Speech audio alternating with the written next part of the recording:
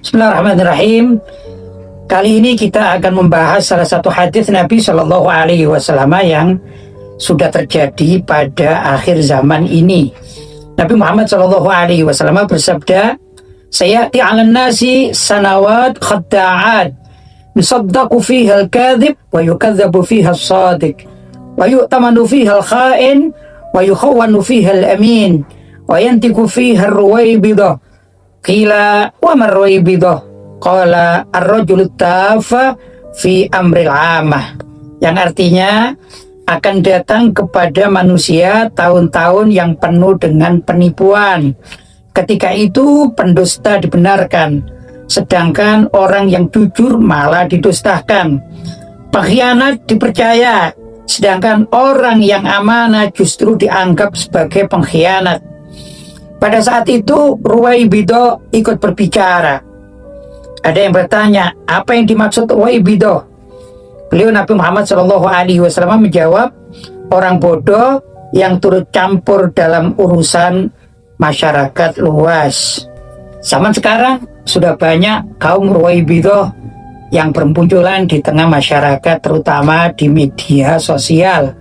Betapa banyak orang-orang dari kalangan awam kemudian ikut berkomentar, bahkan ikut membahas urusan agama yang dilakukan bukan pada bidang yang dia kuasai.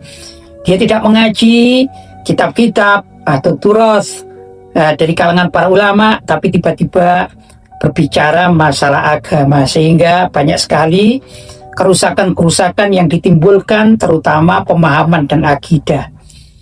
Ada contoh misalnya seorang yang dikenal ahli makanan, misalnya Dr. Sugeng Sugiharto yang ahli di bidang makanan tiba-tiba berbicara masalah nasab. Ini jelas bukan pada keahliannya, yang ini bisa merusak tatanan di tengah masyarakat.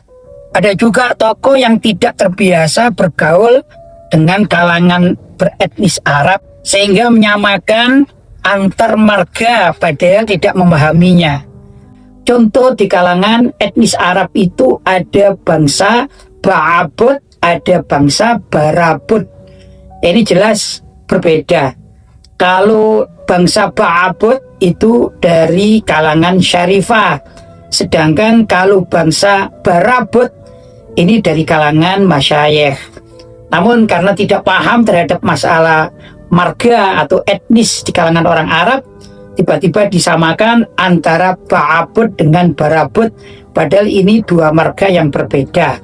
Jadi kalau di Indonesia marga Ba'abud di kalangan orang wanita itu Syarifah, kalau Barabud bukan Syarifah tetapi kalangan masyayikh. Ada juga contoh Barakba dengan Barobba, kalau didengar secara telinga sepintas dikira sama, padahal berbeda. Kalau Barakba itu di kalangan habaib atau syarifah, sedangkan kalau Barobba ini di kalangan masyayikh. Nah ini kalau tidak paham tiba-tiba berbicara masalah seperti itu, ya jelas ini termasuk kalangan Ruwaybidah. Ada lagi contoh lain, zaman sekarang sudah bermunculan seperti ada orang yang tidak jelas bagaimana cara berpikirnya, keilmuannya tidak jelas. Tiba-tiba mengaku bahwa dia sebagai orang yang ahli dalam bahasa Suryani atau bahasa Makoli. Tapi aneh, dia mengaku sebagai ahli bahasa semut dan bisa mengejar para malaikat. Nah, kemudian mengatur segala sesuatu tapi jelas tidak terbukti. Ini tiba-tiba diakui sebagai seorang wali kutub. Kan aneh ini. Tidak jelas keilmuannya bagaimana gitu. Nah ini sudah terjadi di tengah masyarakat. Bahkan yang mengaku bisa berkomunikasi dengan bahasa hewan atau semut dan lain sebagainya, ini termasuk bertugas mencetak para wali. Subhanallah. Nah ada lagi di kalangan yang aneh-aneh Ruwaybidah adalah orang yang tiba-tiba menisbatkan bahwa Nabi Adam alaihissalam itu dilahirkan oleh seorang ibu yang bernama An-Nisa. Kan aneh. Dan juga dia mengatakan bahwasanya Nabi Adam dan Ibu Hawa itu saudara kembar. Yang demikian-demikian ini yang telah diprediksikan muncul di akhir zaman oleh Nabi kita Muhammad SAW dan diberi nama Ruwaibidah.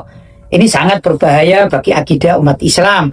Mudah-mudahan umat Islam tidak mudah terkecoh dengan tipu daya kaum Ruwaibidah dan kembali mengikuti pendapat para ulama salaf Ahlus Sunnah wal Jamaah. Semoga bermanfaat.